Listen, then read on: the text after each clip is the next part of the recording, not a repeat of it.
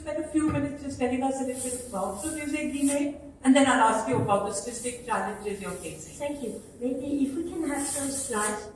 Well, here we are in the Louvre, so it's the place from which I moved. Okay. So I was very lucky to have the opportunity of creating a new development, including, of course, ancient works of art, trying to bring context, to take a new position, because I thought after 12 years it was worth moving, and trying to have a new experience, of course, and facing new challenges. And the new challenge was to try to make new things in an old museum. This old museum is the Musée Guimet, which is a national museum for Asian art, which is the biggest collection of Asian art in Europe. One of the very first collections. The biggest in Europe. Yeah. Wow. This museum was created in 1889, so we are 130 years old this year. We have just launched our anniversary very recently. You see, it's a classical museum in its appearance, and it was created by a French industrialist and philanthropist as a place which was dealing with the history of religions. He was much interested, Émile Guimet was his name, in the history of religions of all the worlds.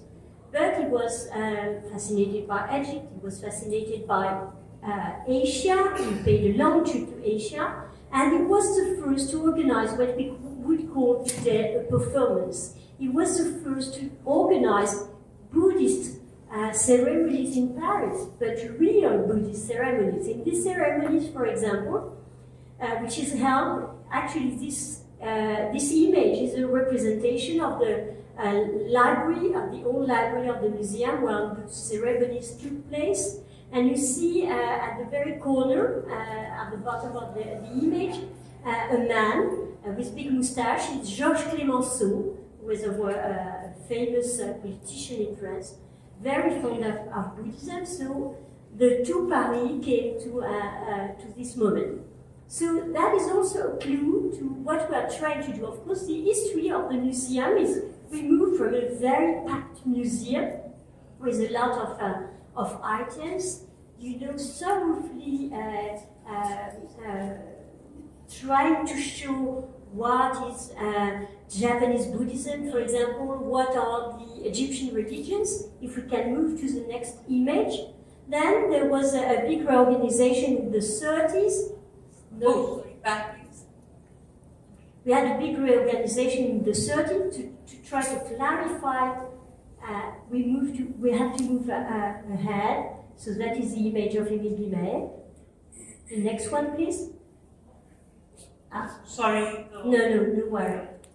And the idea was to try to bring clarity, to have, I would say, a more scholarly approach to the museum. Maybe that is one key element. So here is an image, two images of the museum in the 30s.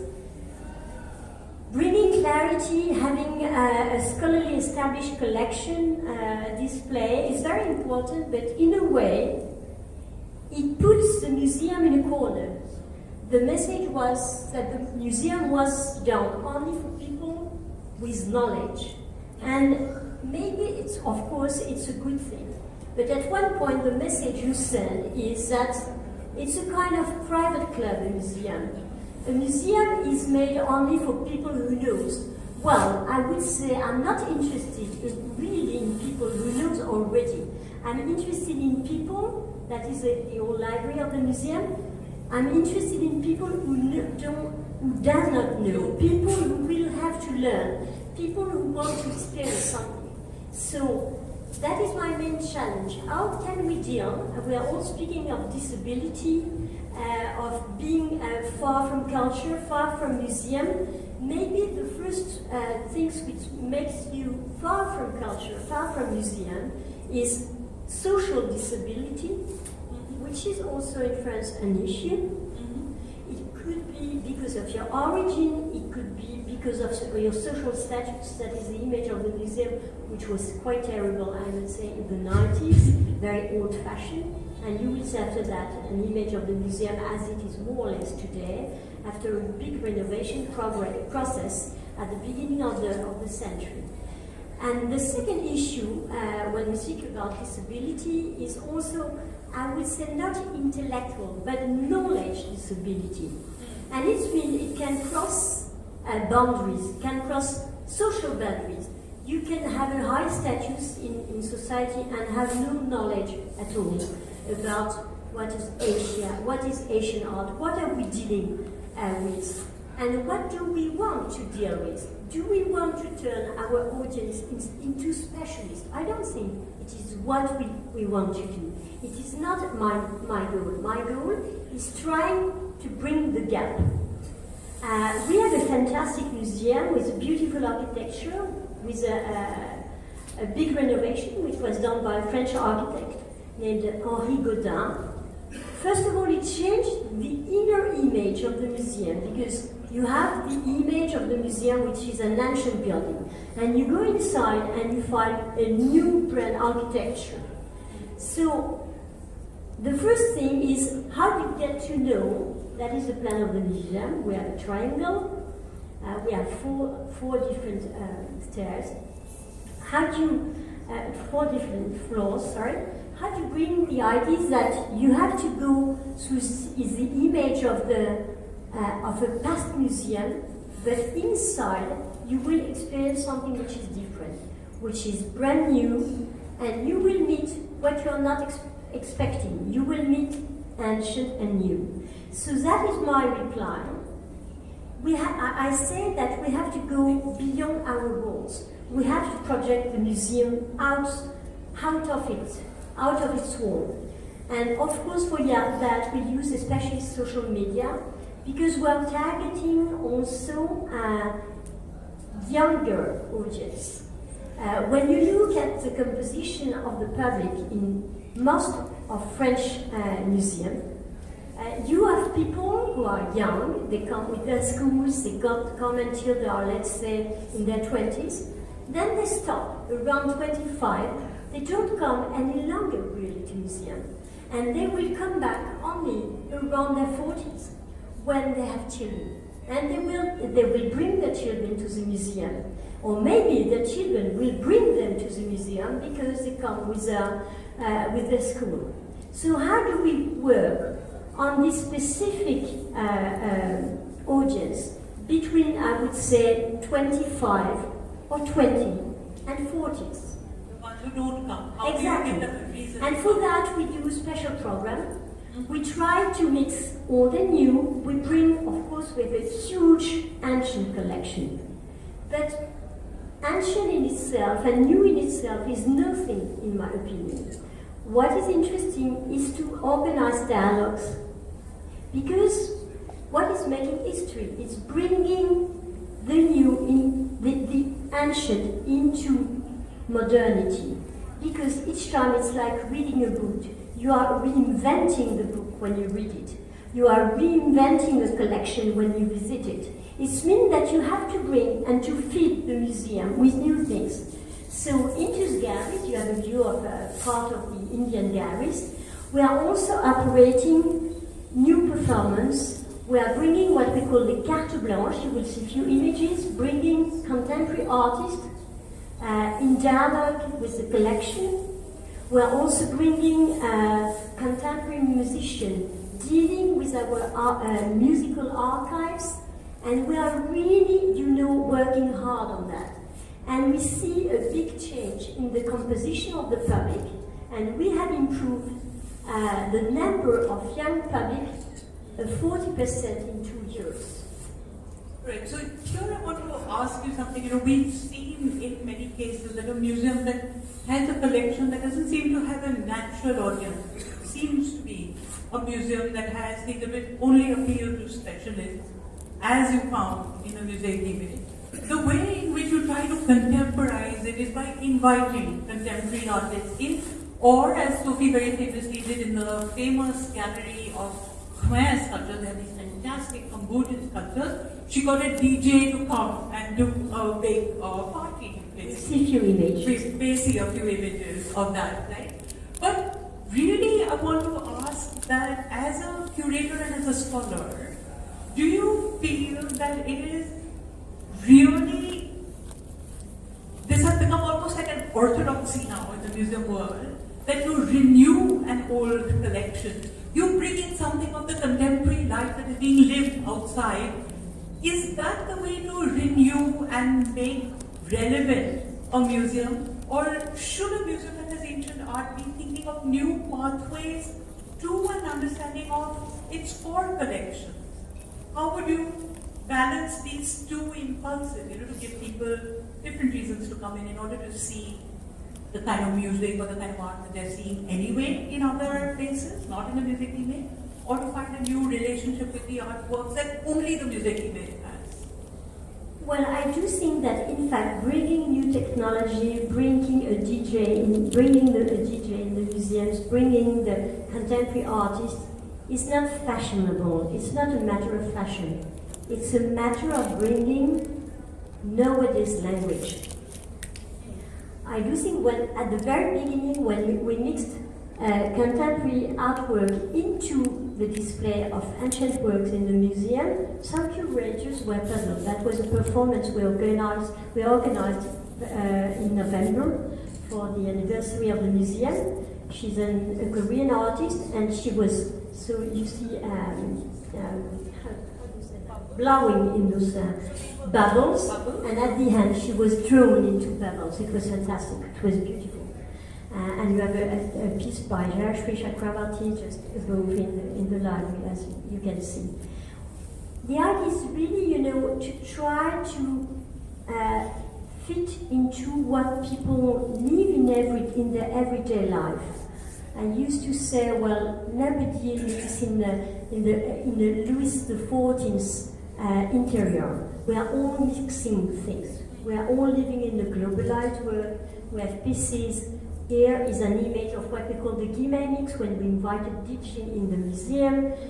We had a fantastic carte blanche with as you can see, a very well-known man. And that is the kind of public and audience it attracts. And what is so important is they come for a DJ and they just discover the collection, because the collection is open. So they go freely through the museums, and wow, for them it's a real discovery. And it's not dust and history. They are just amazed by the beauty of the piece. And no matter really at first glance if they know this is from the 12th century or 10th century, well, they will come to it later. Because the first link you have with works of art is emotion. And then you will go to knowledge. You will want to learn more. And I really think it's all about that. We are all mixing things in our everyday life. A museum should be the reflection of our own life. You go from one carte blanche, this one is to Sri Chakravarti, Shuchiku Tanabe, a Japanese artist, Min Jung-young, a Korean young artist, she's 41. Prunuri, she was 28 when she was invited at the Musée Guimet, and it's one of a sculpture facing a Khmer piece, a Khmer sculpture. And it's so natural. For me, the important thing is not to create a shop. I would say is to create an atmosphere in which you are at ease. Your position as a museum, as you were saying, of Asiatic art, which in some ways is even in its collections with a limited audience and has had to find ways to reach out.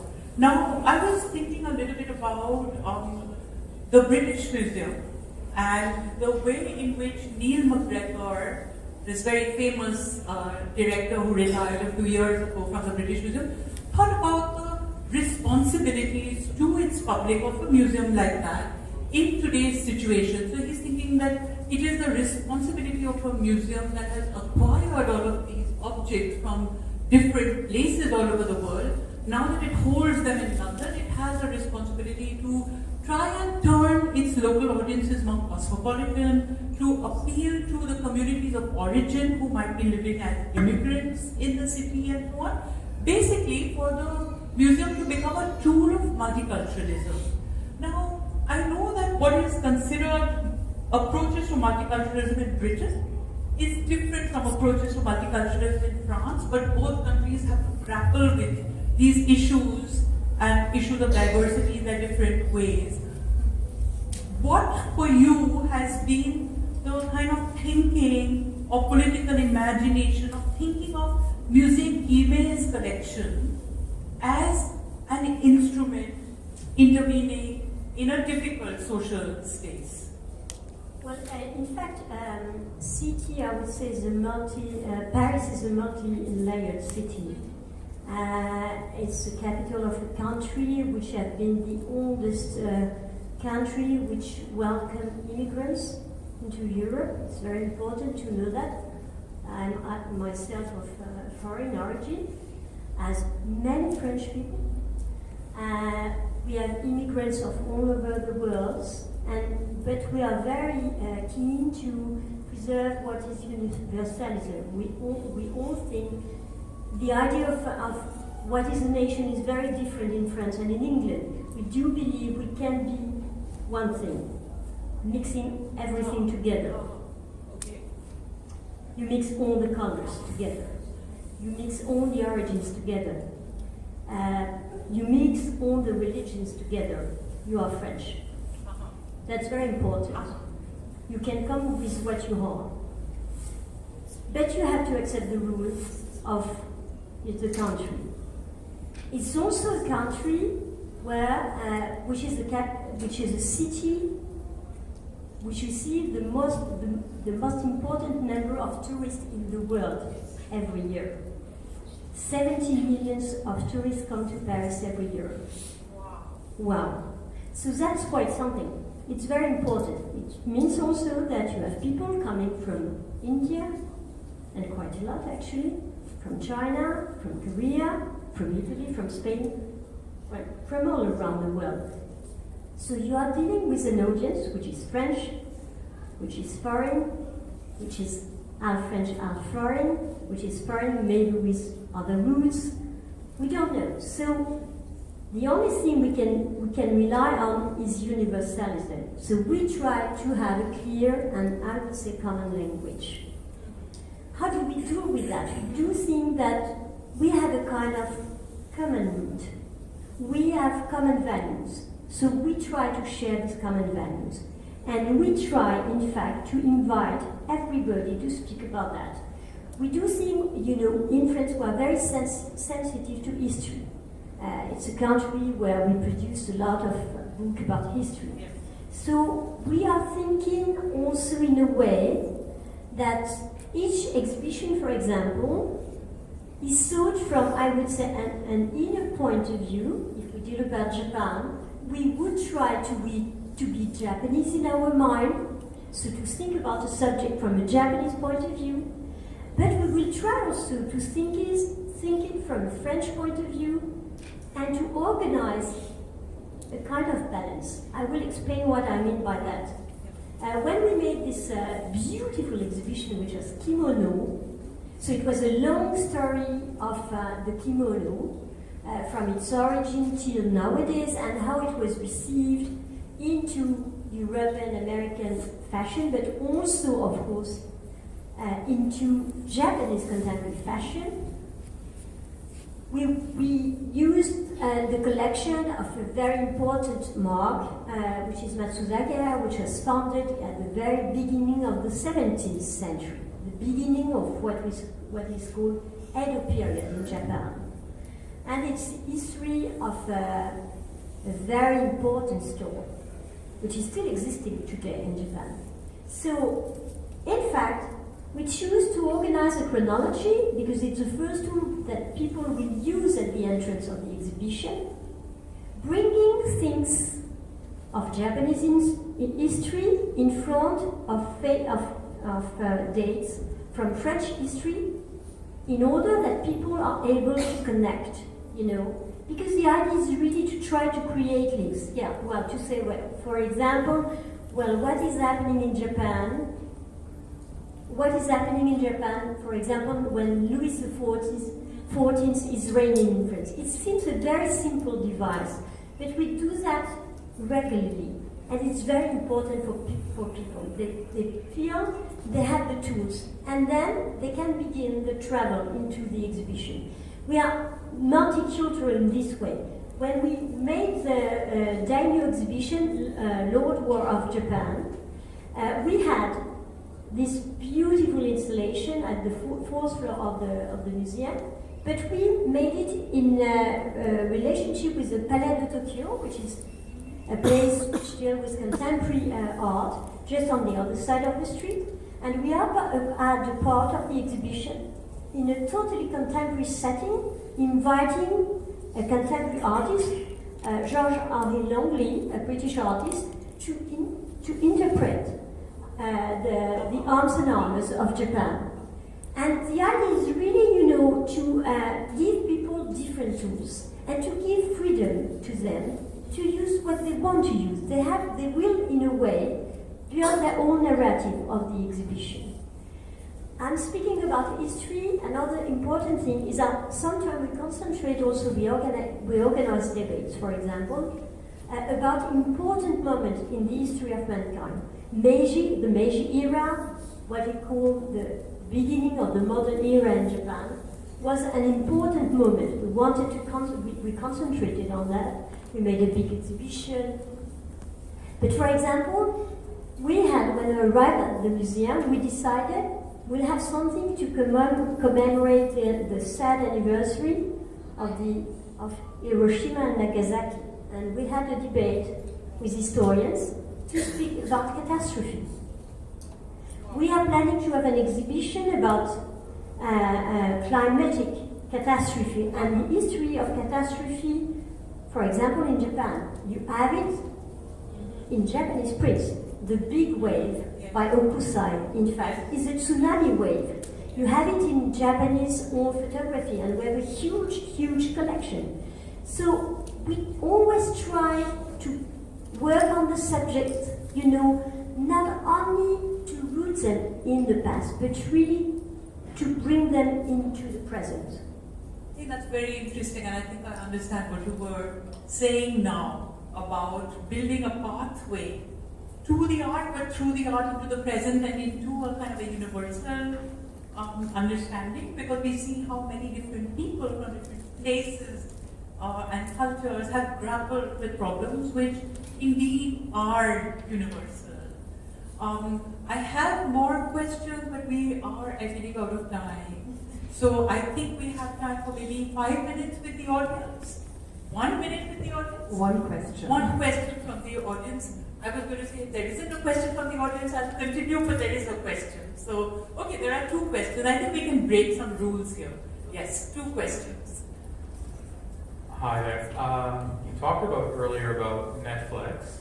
Yes. And while Netflix is obviously known for raising the game in terms of content, many would argue that the secret of why Netflix has been successful is not only the idea of algorithms curating what people want, and the second aspect is the play next episode, which obviously helps the customer. So the reason why I bring that up is Netflix, like Amazon, like a lot of these tech companies, are obsessed about focusing on the customer. Yes. With museums, is it have you, in your experience, consulted people outside of the arts industry to better understand what are the gaps? Because otherwise, some can argue it's seen as kind of rearranging the chairs on the Titanic. Right. Yeah? Yes, please. Okay. Yeah. I was just talking to Kavita about this, and what we are running now is an audience research program called Nama Museum, where we have asked someone, a group, to do a whole audience research for us on what do the people of Bangalore want to see in their museum. Instead of us telling them what they should have in their museum, what would they like to see? What are the perspectives? What kind of exhibitions do they want? What is the kind of educational programming they want to receive? And I think it's important also, what we're thinking about is we cannot be the museum voice here which tells people what they should see, what is important for them to see, what is important to preserve. We also want other voices to come in. And I remember at this conference recently, we heard James Bradman of the Pinakotheka talk about how an initiative that he had started, where he had different labels for an object, one written by a museum curator, but if it was, say, an exhibition, an Asian art exhibition, then he would get someone, maybe an Asian specialist to write it. He would get a child to write it. he would get a common man to write it. So you get these multiple perspectives and you don't have this only voice telling you what it should be. And he said it was so interesting to see the kind of reactions because the child noticed, the child label said, there's this man in the corner who looks very sad. You know, there were all these kind of little things that came up which maybe you and I may not have noticed and which other people bring up. So it just brings up multiple perspectives, which is so interesting, I think. Yes. Well, I totally agree. Multi-perspective is very important, and I would say surprising. And when you invite various kind of people, young children, specialists, to speak about works of art, they spoke different language. And it's very important. If you think you are the authority and there is only one language, I do think you are wrong. I would only mention one thing. We made an exhibition about gods of Asia. It was a kind of common exhibition. I just asked to the curator staff, well, to each of the curators, if I tell you gold, tell me about what object, 10 objects in your collection. So all of the curators sent me 10 objects. And we had a group meeting together, and I said, well, you still don't know it, but in fact you are making an exhibition together. And so they built all together the exhibition. It was fantastic. But what is very interesting, in the first gallery we have, just in the center, 3 masterpieces. One is a very old Korean, a unique piece of Korean sculpture with gold leaf. Another one is a famous piece from Thailand. Beautiful gold Buddha. And we had a piece we wanted, which is very impressive, which is from Vietnam. Nobody really concentrated on Vietnam in the collection. We think that people have no knowledge about it. They will maybe not notice it. What was so surprising, it was the star of the exhibition. We made also an exhibition about the Buddha, the historical Buddha, recently, and we had a contemporary art piece in the exhibition. And we wanted to have, of course, a reclining Buddha.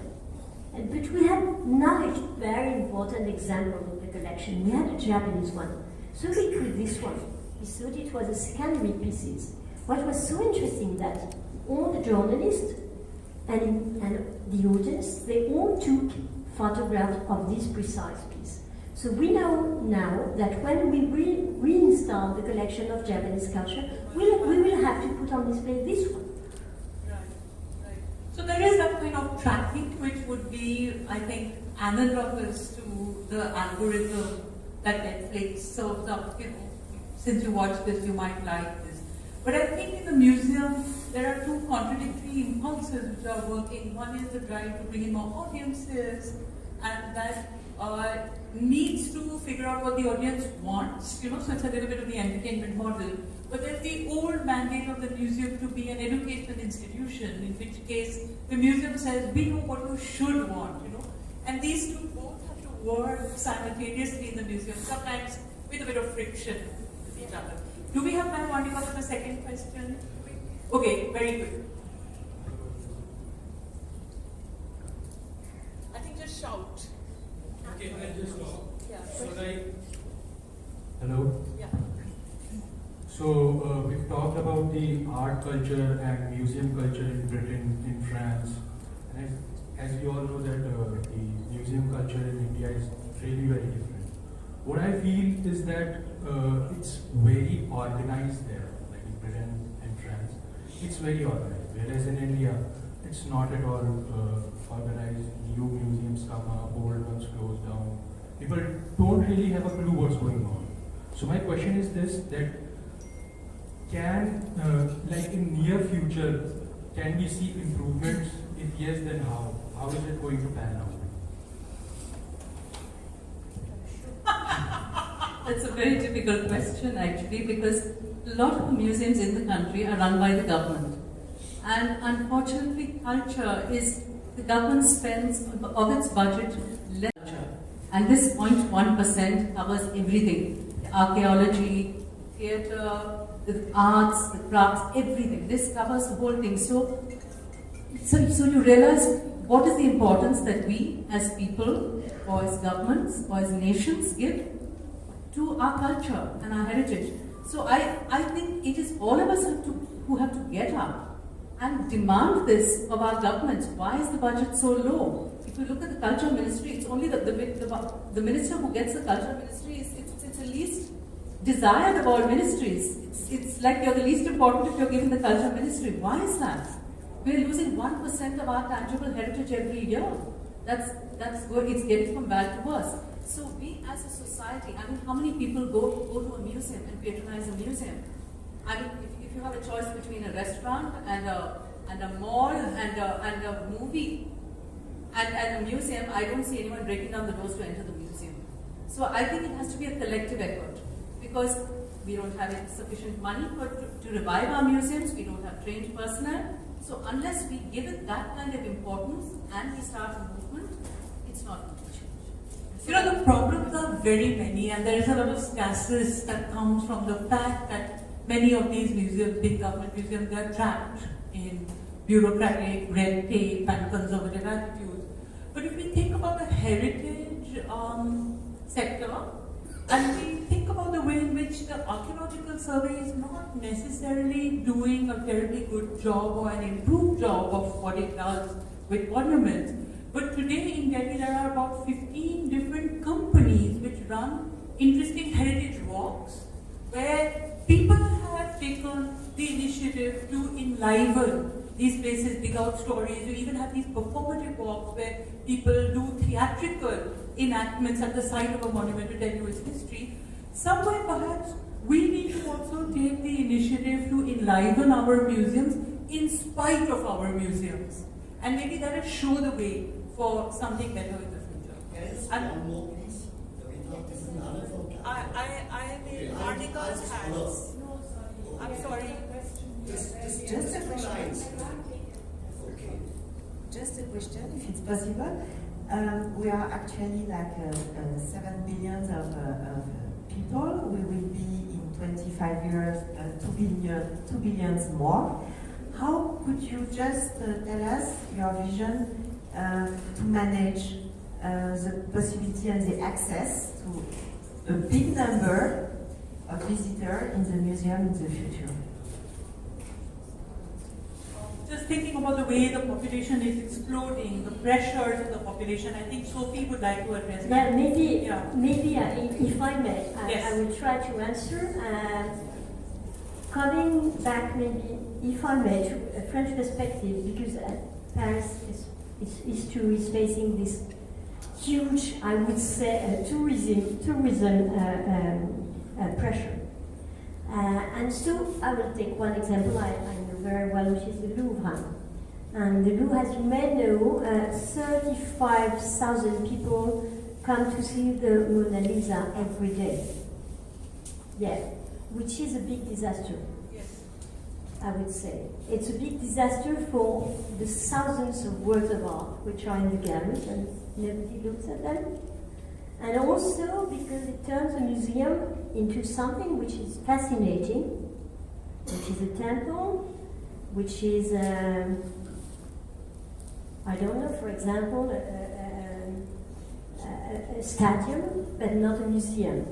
So it means it's disturbing a lot, I would say, what I would call a normal visit. And when I say normal, it's not classical. I would say it's a peaceful, it's a joyful visit. Because it means that there is so much rumors. It's so crowded. You just can't have a look at this painting, which is a small one. Yes. So what is the good reply to that? The good reply, I do believe, is to have a remote visit made possible. It means a visit on a website using virtual reality. I'm pretty sure about that because everybody in the world will not be able to come to see Mona Lisa. So let's bring Mona Lisa to everybody in the world. And the second issue, in my opinion, is that when you deal with such a specific works of art, which is, I'm very happy there is no French curator in the room, which is no longer a work of art, but a kind of icon. Yes. You have to deal with it as an icon and bring it in a temple, in a special place in the museum. It's not any longer a museum item.